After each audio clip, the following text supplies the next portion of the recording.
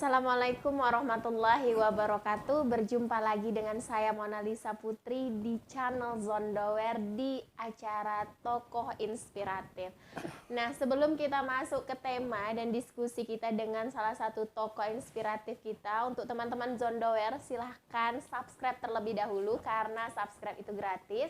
Dan jangan lupa untuk mengaktifkan lonceng notifikasi agar selalu dapat update terbaru seputar Zondower, baik itu tokoh inspiratif maupun tokoh bicara.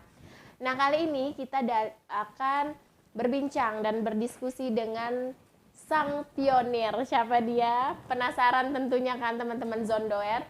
Nah, dia adalah Bapak Profesor Muchtar Ahmad. Beliau lahir di Muara Rumbai 9 September 1945.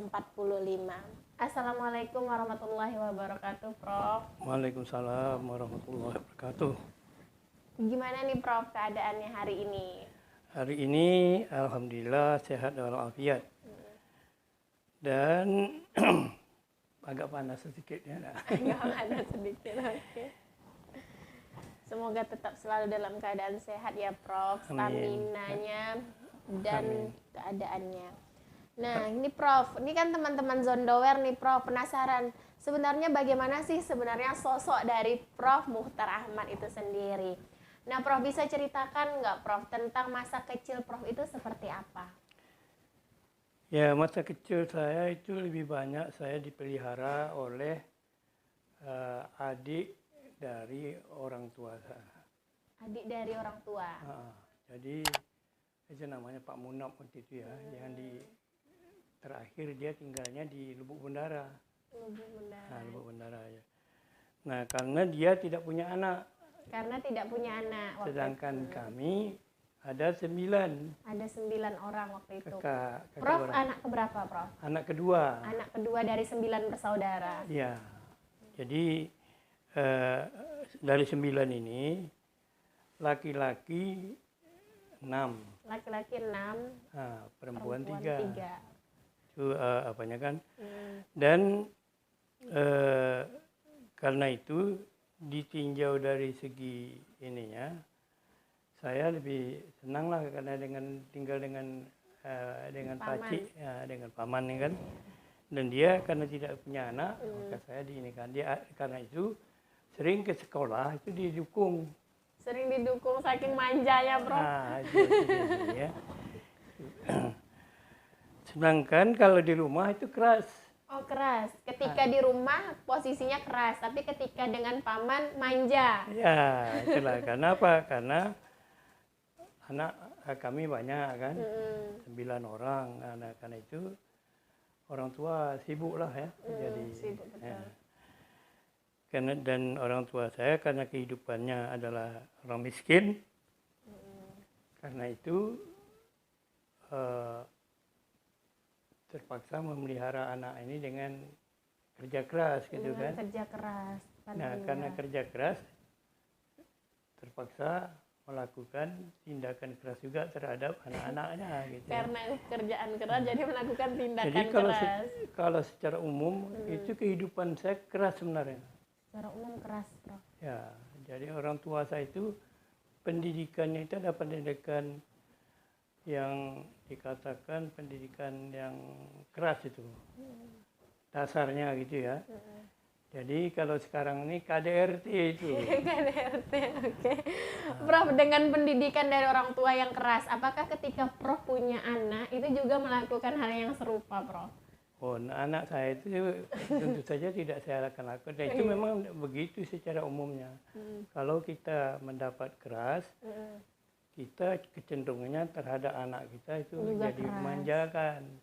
Itu berbahayanya. Jadi tidak ingin anak merasakan hal yang sama ya, Prof?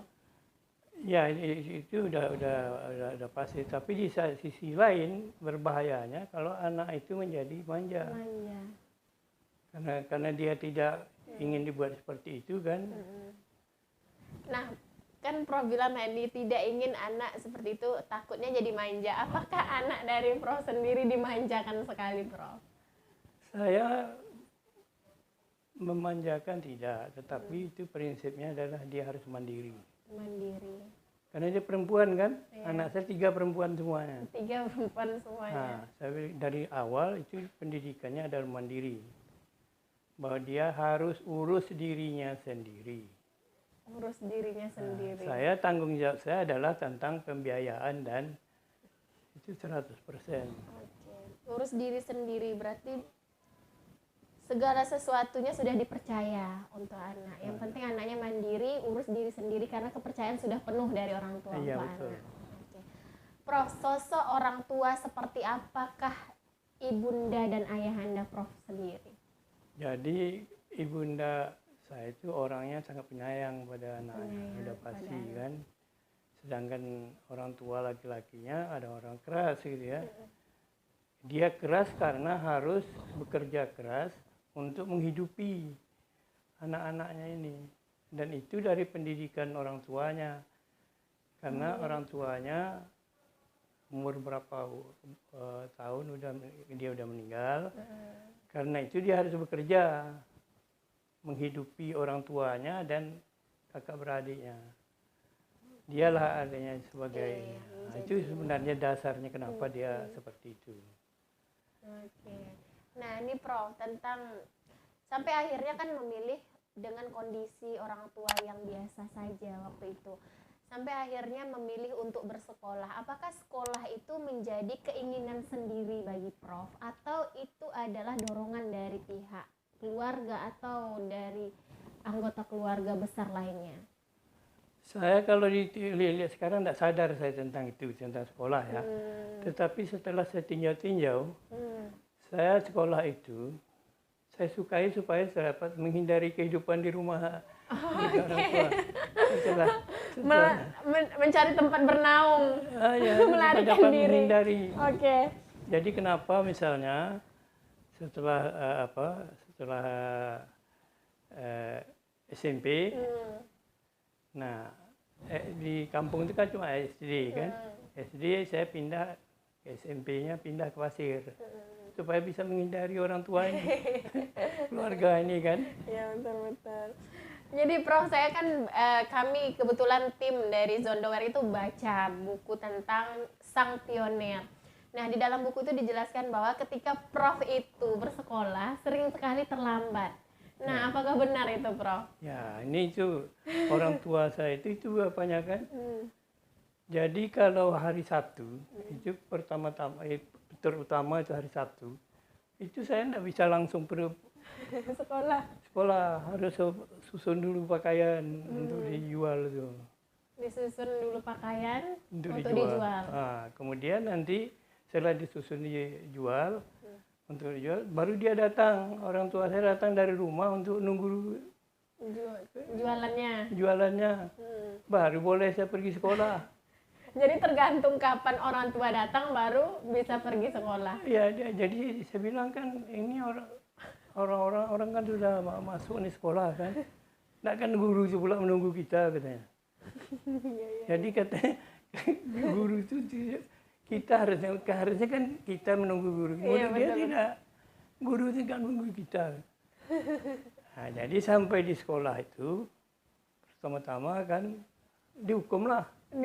Hukuman seperti apa, Prof? Disuruh berdiri pakai itu lah. Kamu begini nih kan. Nah. Luar biasa.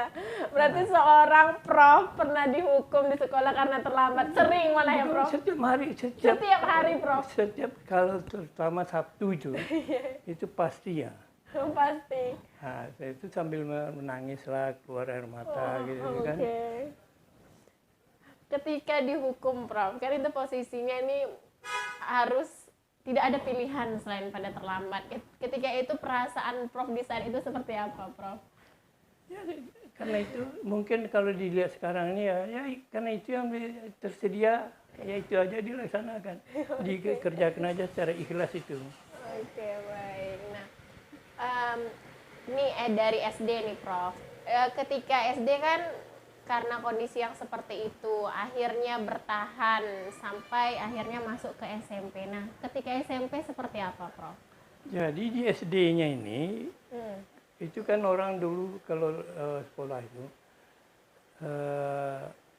kalau sudah siang hari karena gurunya kadang-kadang tidak ada kan. Iya betul. Nah itu kan ada pertanyaan. Nah yang selalu menyelesaikan itu saya. Yang selalu Di menyelesaikan. kelas itu yang paling selalu cepat menyelesaikan pertanyaan itu. Nah, dan siapa yang cepat boleh pulang kan? Pokoknya siapa yang cepat boleh pulang. Nah, jadi datangnya terlambat kan? Pulangnya cepat. Datangnya terlambat, pulangnya cepat.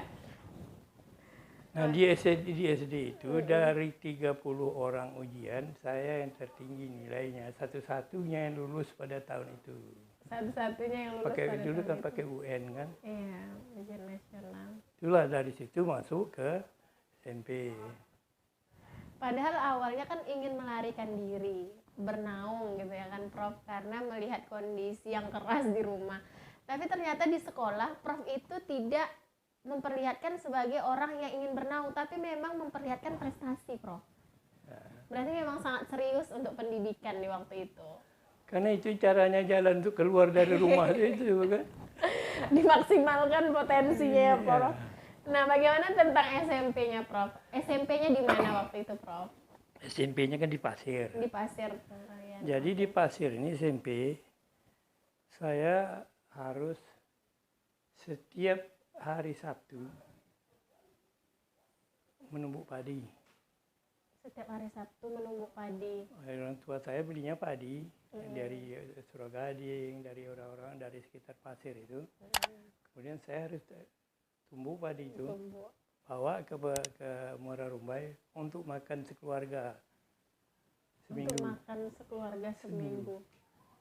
Banyak dong Prof. Hah? Sebanyak apa Ya Prof? gitulah paling-paling kan ya kalau sekarang ini kan 10 kilo per. Dan itu yang kalau mula-mula mengapa nih Menumbuk padi. menumbuk padi itu. Kan menampi juga. Iya. Lebih banyak keluarnya daripada Daripada masuknya. lebih banyak berserak di luarnya kan. Nah, itulah.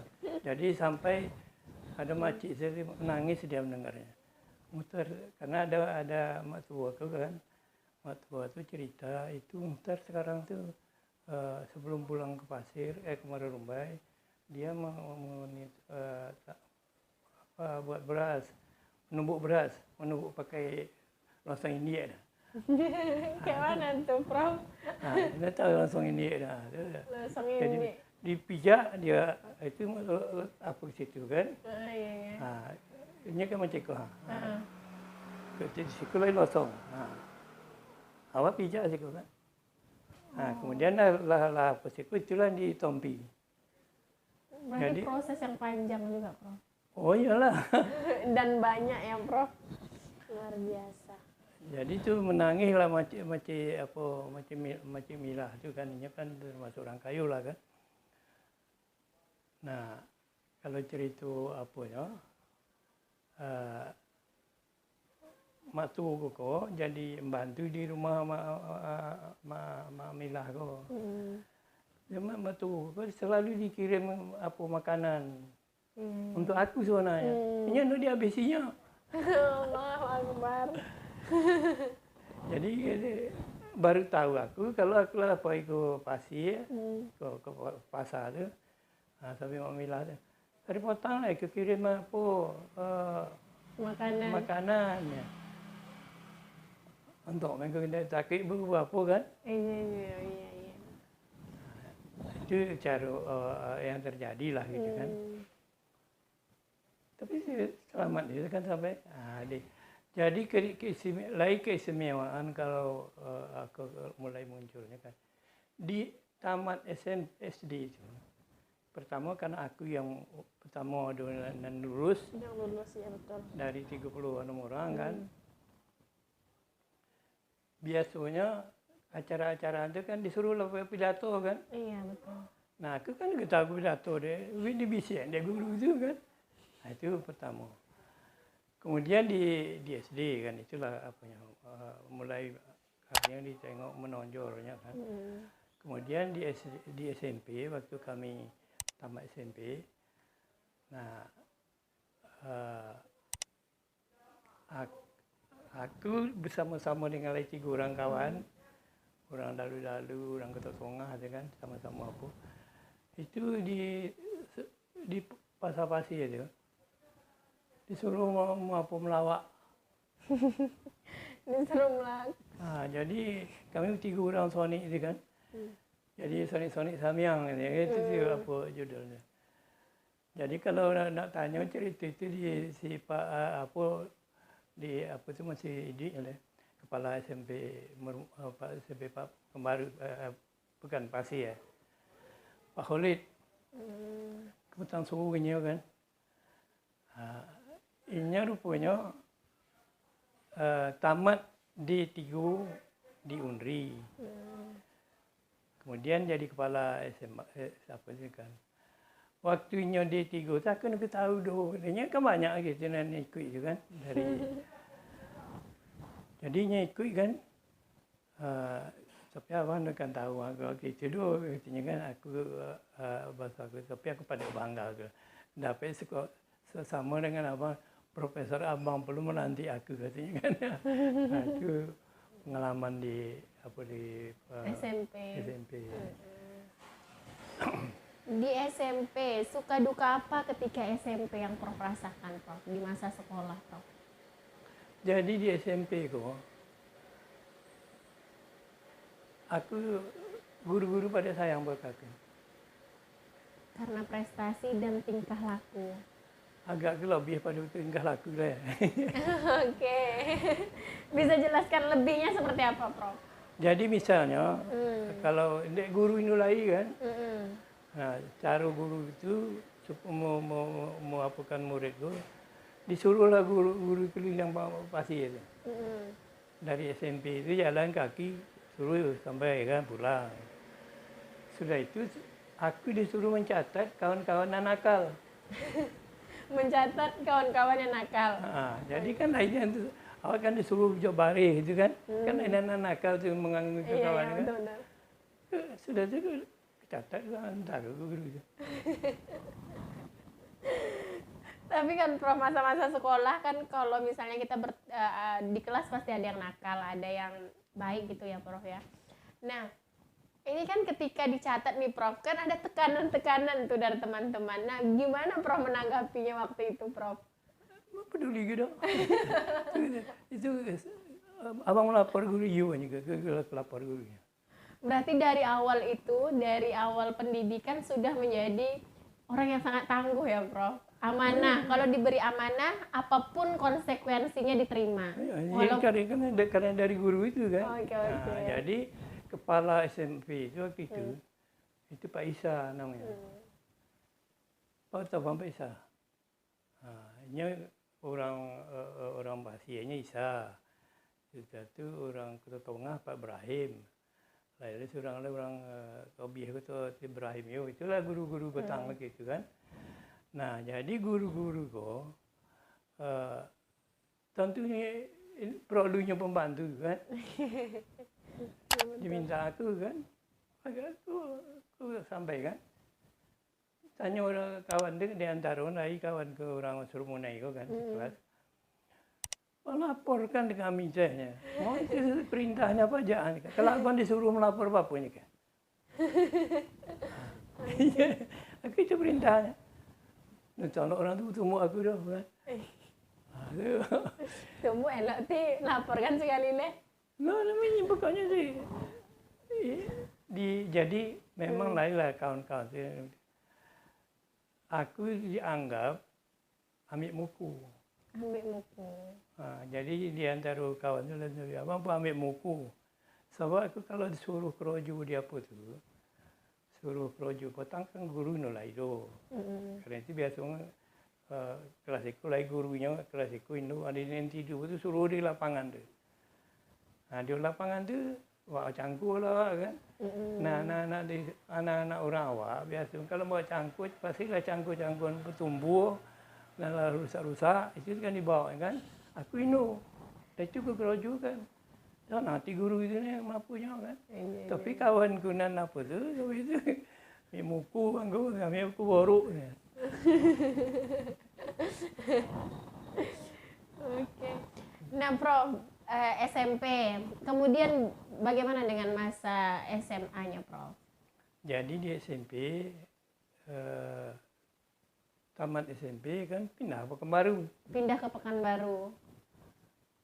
cari sekolah sendiri. Untuk pembiayaannya tuh bagaimana, Prof?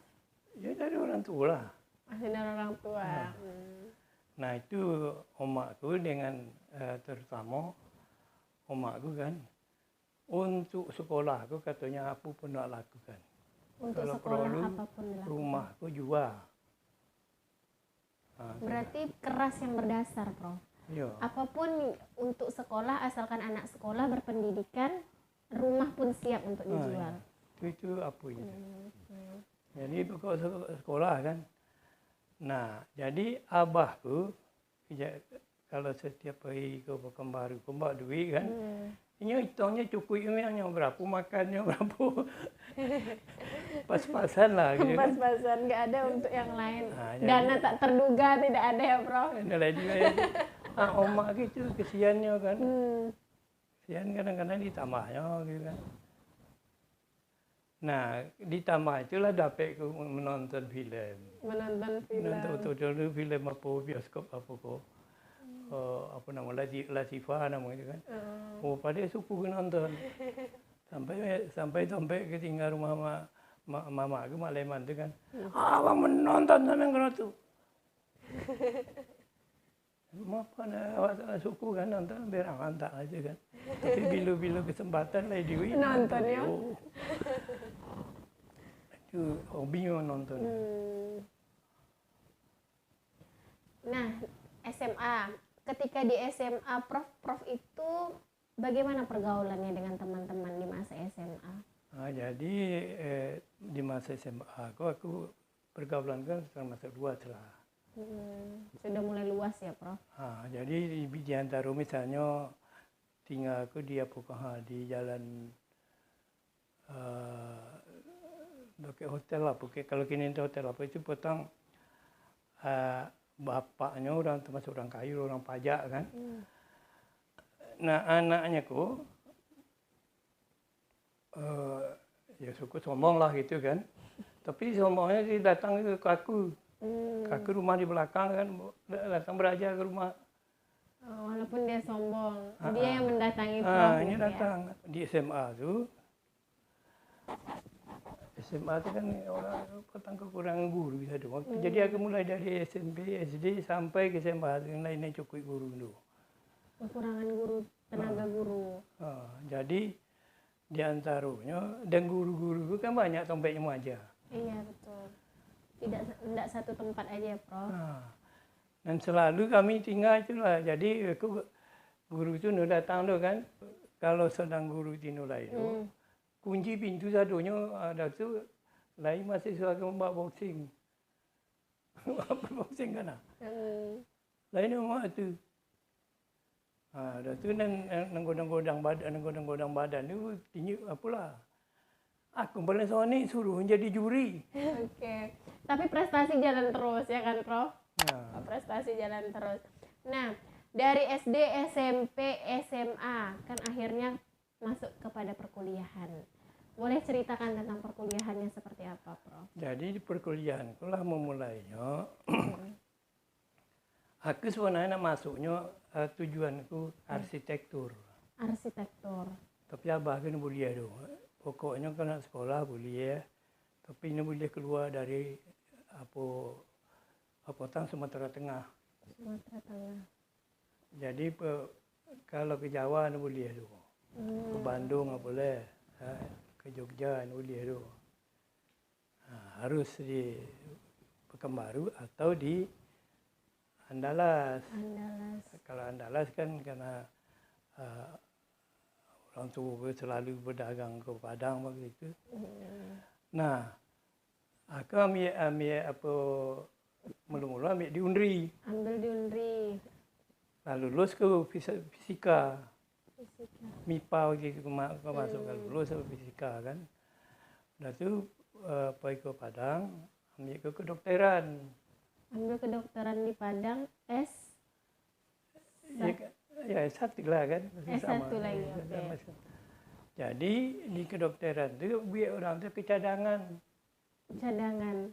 Jadi katanya lulus cadangan dan harus membayar sebuah skuter dengan pakaian jas. Orang awak Riau nya yang maupun tukang calo sana tu kan. Nah, itu pulang lah. Pulang ke Pekanbaru, buka perikanan. Masuk perikanan akhirnya. Masuk perikanan. Oke. Jadi aku lah lulus di perikanan, lulus di MIPA. Nah, di perikanan itu ternyata aku yang terbaik. Yang terbaik. 36 orang itu aku yang terbaik. Nah, tahun kedua, apanya kan, aku dapat tawaran ke Jepang. Dapat tawaran ke Jepang. Di masa itu Prof termasuk satu-satunya yang dari Riau dapat beasiswa ke Jepang. Enggak, waktu itu lagi orang apa orang Siak. Orang Siak. Berarti berapa orang waktu itu, Prof? Ini waktu itu ditawarkan setiap ke Apus Potang sebenarnya 10 orang. Tapi disaring kemudian menjadi 2 orang. Menjadi 2 orang. Nah, waktu itu Unriko sedang dikuasai orang-orang HMI lah. Iya, betul. Sedangkan di perikanan itu orang GMNI. Itu apanya kan. Nah, tapi aku GMNI, tapi aku kan Indo anti Islam dong. HMI Indo anti gitu. Nah, kawan gitu antinya, memang antinya. Karena itu ini diprotesnya lah ke Jakarta orang itu. Aku ini, itulah buruknya pendidikan di Riau itu. Padahal apa ruginya ya orang Siak itu kan. Iya, betul. Karena itu dia merelakan beasiswanya untuk dilepas. Bukan bisa diganti orang lain. Jadi di sadunya seluruh Indonesia 20 orang di 10 provinsi kan. Hanya awak mana dapat 2. Dapat 2 dan karena ego melepaskan beasiswa. Jadi perasaan pertama di Jepang itu 2 bulan pertama nak pulang kan ya. Kenapa Prof ingin pulang? Kami tiap malam waktu itu sembahyang tahajud tu. Sembahyang tahajud. Oke, salat tahajud ya. Jadi salat tahajud untuk bisa belajar ke luar negeri. Itu hampir tiap malam tuh, Bro. Ya, hampir tiap malam. Hampir tiap malam berdoa agar bisa kuliah ke luar negeri dan saat itu inginnya ke Jepang. Ibu-ibu kalau masuk perikanan keluar ijazah tu. Apa tawaran beasiswa. Tawaran beasiswa. Aku lalu pun jawaban. Dari doa yang